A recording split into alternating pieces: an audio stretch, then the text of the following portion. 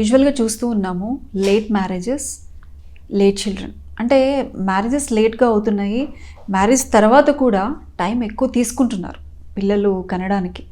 ఆ గ్యాప్లో కూడా కొంతమంది మీరు ఇంతకుముందు మాట్లాడిన ఇన్ఫర్టిలిటీ ప్రాబ్లం అనేది ఎక్కువగా మనం వింటూనే ఉన్నాం. దీనికి మీరు ఏం చెప్తారు? అంటే పర్టికులర్ ఏ ఏజ్లో మ్యారేజ్ అవ్వాలి, ఏ ఏజ్లో పిల్లల్ని కనాలంటే మీరు ఏం చెప్తారు?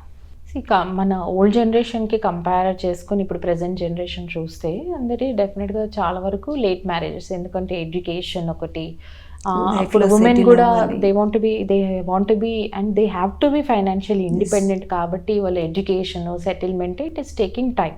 సో న్యాచురల్గా చాలా వరకు లేట్ మ్యారేజెసే అవుతున్నాయి. So ideal age group of marriage మాట్లాడుకుంటే డెఫినెట్గా 30 before 20 to 25 is the best age group. కానీ ఆ ఏజ్ గ్రూప్కి ఇంకా అందరూ ఇప్పుడు ఎడ్యుకేషన్ ఉండేది. I don't think very few people very education లేని వాళ్ళు ఎవరో తప్ప చాలా వరకు మ్యారేజెస్ అయితే అవ్వట్లేదు. సో ప్రాబ్లం ఏంటి ఈ లేట్ మ్యారేజెస్ వల్ల అని మాట్లాడినప్పుడు ఉమెన్లో ఏంటంటే మనకు పీరియడ్స్ ఇష్యూస్, రెగ్యులర్గా పీరియడ్స్ ఒక 30 years క్రాస్ అయిన తర్వాత కొంచెం ఇరెగ్యులారిటీ కొందరిలో రావడం అనేది జరుగుతుంది.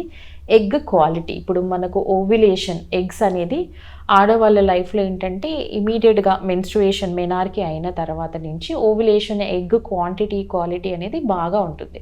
So after certain age 25 years దాటినాక 30 years దాటినప్పటి నుంచి ఎగ్ క్వాలిటీ అండ్ క్వాంటిటీ రెండు తగ్గిపోతాయి. సో చాలా వరకు ఈ 30+ తర్వాత మ్యారేజెస్ అయిన వాళ్ళలో ఇన్ఫర్టిలిటీ సమస్య కామన్గా మనము చూస్తున్నాం.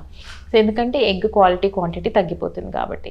సో చాలామంది ఏంటంటే ఇప్పుడు మ్యారేజెస్ లేట్ అయినా కానీ వాళ్ళ కంపాటబిలిటీ కరెక్ట్గా ఉంటుందో లేదో వాళ్ళు ఆఫ్టర్ మ్యారేజ్ కూడా ఇమీడియట్గా ప్రెగ్నెన్సీస్ అనేది ప్లాన్ చేయట్లేదు. So they want time for themself, they want that understanding phase కావాలని చూస్తున్నారు. సో ఇది ప్రెగ్నెన్సీస్ అనేవి చాలా డిలే అయిపోయి ఇన్ఫర్టిలిటీ సమస్య అనేది చాలా ఎక్కువ మోతాదులో ఉంటుంది. అదే కాకుండా ఏంటంటే 30 years దాటిన ఆడవాళ్ళలో ప్రెగ్నెన్సీస్లో కొన్ని ఇష్యూస్ వచ్చే ఛాన్సెస్ ఉంటాయి.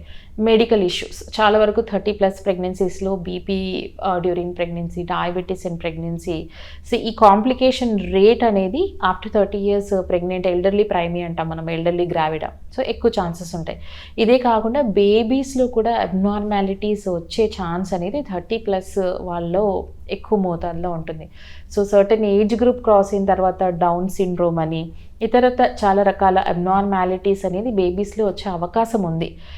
సో ఏంటంటే తొందరగా ఎర్లీగా మ్యారేజెస్ చేసుకోవడము, తొందరగా పిల్లల్ని కనడం అనేది చాలా చాలా అవసరం. ఎందుకంటే ఇన్ఫర్టిలిటీ సమస్య వల్ల చాలా రకాల హార్మోనల్ ట్రీట్మెంట్స్ తీసుకోవడము, IVF ట్రీట్మెంట్స్ వల్ల కూడా చాలా బాడీలో చాలా చేంజెస్, ఫిజికల్లీ ఇమోషనల్లీ చాలా డ్రైన్ అవుతారు. కాబట్టి తొందరగా ప్లాన్ చేసుకోవడం అనేది చాలా అవసరం.